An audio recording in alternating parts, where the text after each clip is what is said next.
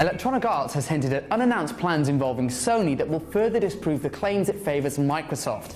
In the latest issue of Edge, EA Labels president Frank Gibeau refuted claims that exclusive like Titanfall and the fact the publisher is offering free copies of FIFA 14 with every pre-ordered Xbox One in Europe means it favours Microsoft, suggesting an upcoming announcement will put paid to that idea once and for all.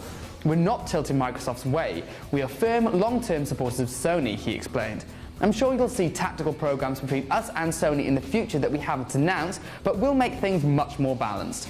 EA's COO Peter Moore explained back in August that the company wasn't aligning itself with Microsoft, and it seems that Gibeau feels the same way. Elsewhere in the interview, Gibeau talks about how he thinks the console announcements went, agreeing that Sony appears to have learnt lessons from the launch of the PS3. "I think the Sony team has executed exceptionally well, and they did not execute particularly well on PS3, whereas last time around Microsoft executed perfectly," he said. "This time, Microsoft has run into some challenges, some leadership changes, but they're a very resilient organisation. And if you look at their counterpunches on any setbacks, they've done a pretty good job of getting back on track." Finally, anyone who's worried about the games industry completely abandoning physical discs in the future can breathe a sigh of relief.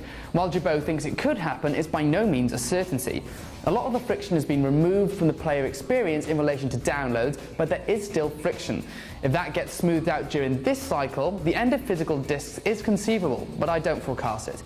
"A digital-only future is possible, not probable," he said.